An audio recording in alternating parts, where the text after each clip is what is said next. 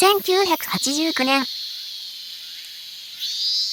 元号が平成に変わったこの年の夏。山は動いてきた。参院選で自民党が歴史的大敗。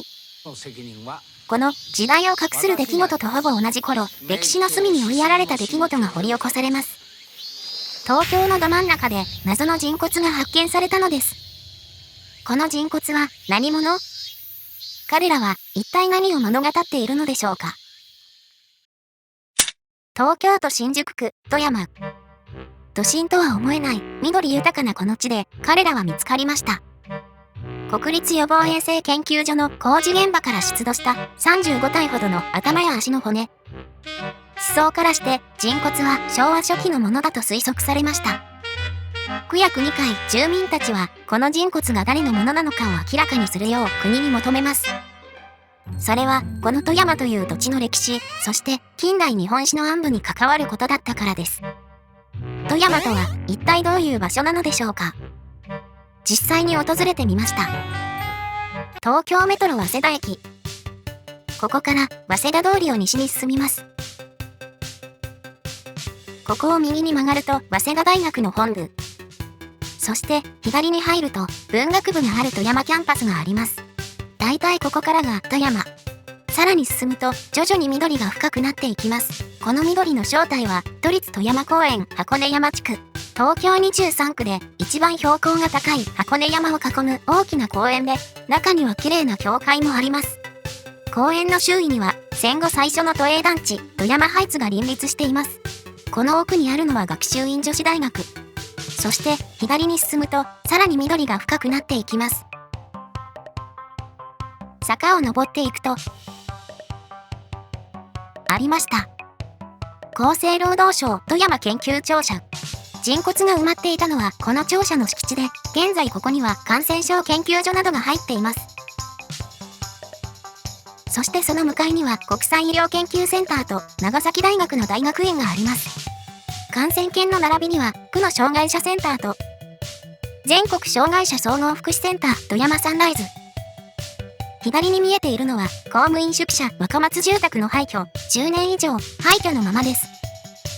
医療研究センターの塀に沿って進むと何やら変なところを発見。後から埋めたような跡が残っています。若松住宅の向かいに何か文字が書かれた石があります。医療と書かれているのかな。さらに道なりに大久保通りまで進むと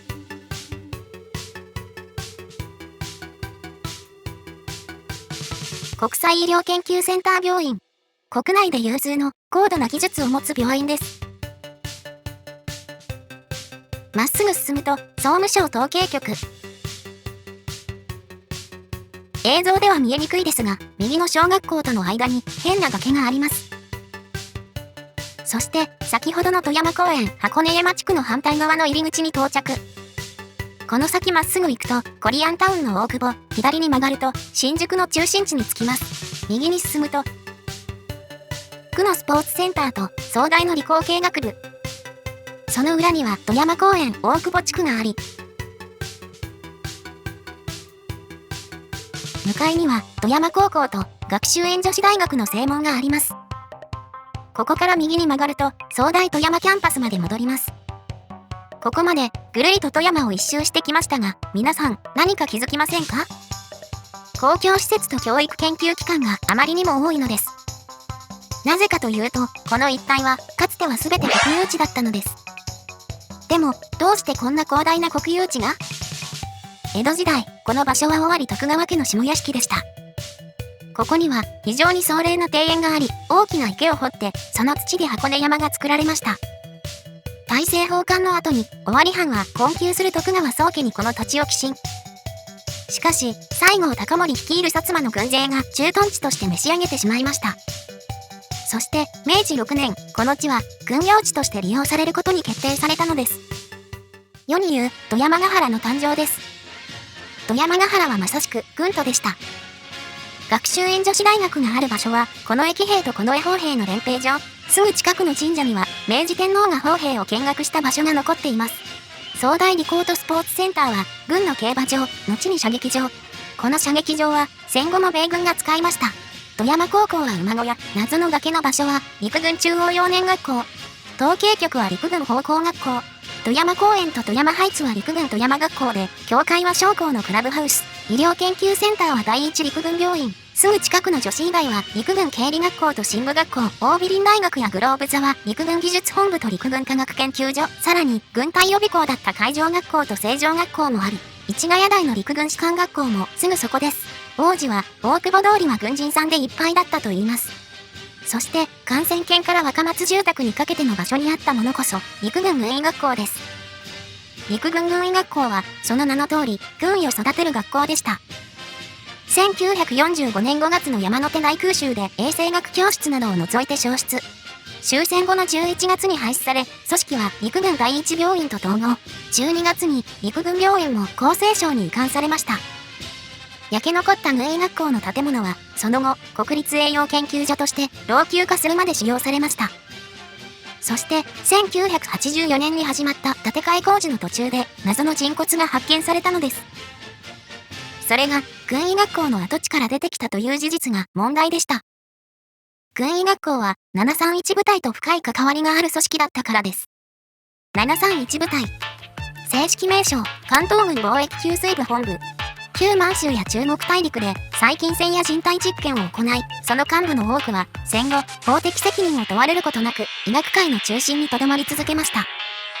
そして、731部隊の前身、あるいは母体にあたる組織こそ、石井軍医が軍医学校内に設立した貿易研究室なのです。そのため、地域住民は、この人骨も731部隊の犠牲者なのではないかと考えました。そうは言っても、731部隊と出土した人骨を結びつけるのは無理があると思う人もいるかもしれません。しかし、当時の経緯を見ると、この可能性が考えられたことはおかしなことではないことがわかります。731部隊の存在は、当初はソ連のプロパガンダだと思われていたのですが、その後、中国に残されていた証拠や犠牲者遺族、抑留からの帰還兵、日本に逃げ帰っていた将校の証言から、細菌戦や人体実験があったことは確からしいことが分かってきました。有名な家長教科書裁判の判決でも、80年代までに731部隊による残虐行為の事実は疑いようがなくなっていたことが認定されています。1981年には森村誠一が731部隊に関するノンフィクション作品「悪魔の飽食」を連載開始。こうして731部隊の存在は広く知れ渡っていったのですが、一つ落とし穴がありました。当時まだ731部隊に関する日本側の公文書が見つかっていなかったのです。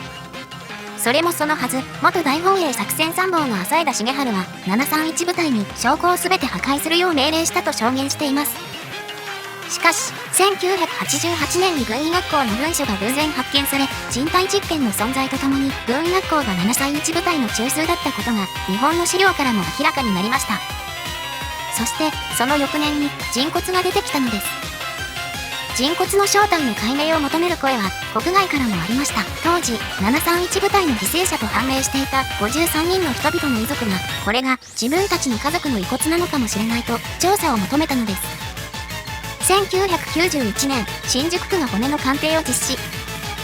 その結果として、全体ではおそらく100体以上あること、4分の1は女性で、未成年者も含むこと、日本人の骨だけではないこと、ドリルやノコギリによる人為的加工や重装の痕跡があること、足の骨には意味不明のノコギリ跡が残されていることが明らかになりました。1992年、市民団体や新宿区の度重なる要求により、当時の厚生省が、この人骨に関する調査を正式に行うことを決定します。2001年、厚労省は調査結果として、人骨の正体について確証が得られなかったと公表しました。